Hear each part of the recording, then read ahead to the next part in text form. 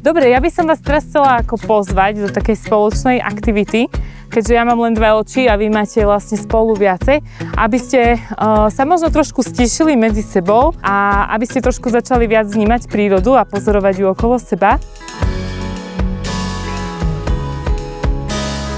Na tomto úseku som viackrát videla zubrov.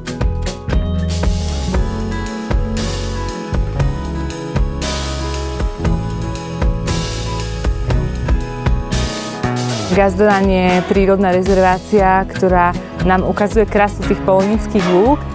Táto lokalita je významná aj tým, že sa pozeráme do doliny na miesto, kde boli v roku 2004 znovu prinavrátené divoké zubre. To je vlastne nejaké ležovisko nejakého veľkého zvieraťa.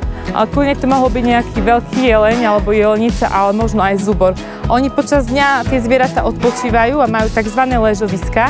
Sú podobní ako my ľudia, napríklad tie zubre, oni majú veľmi rádi pekné výhľady. To, co kiedyś nasi przodkowie mogli oglądać, można zobaczyć tutaj.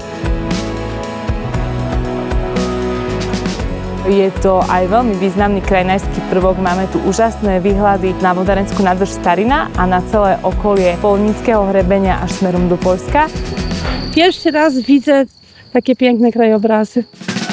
Pozeráme sa na vodárenskú nádrž Starina, ktorá je najväčšou vodárenskou nádržou na Slovensku a najväčšia nádrž na pitnú vodu v strednej Európe. Od tých 80. 90.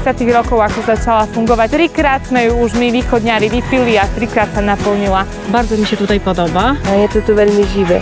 Ak chcete navštíviť krajinu zubra, medveďa a vlčie hory, tak príďte do Polonín, budeme sa veľmi tešiť.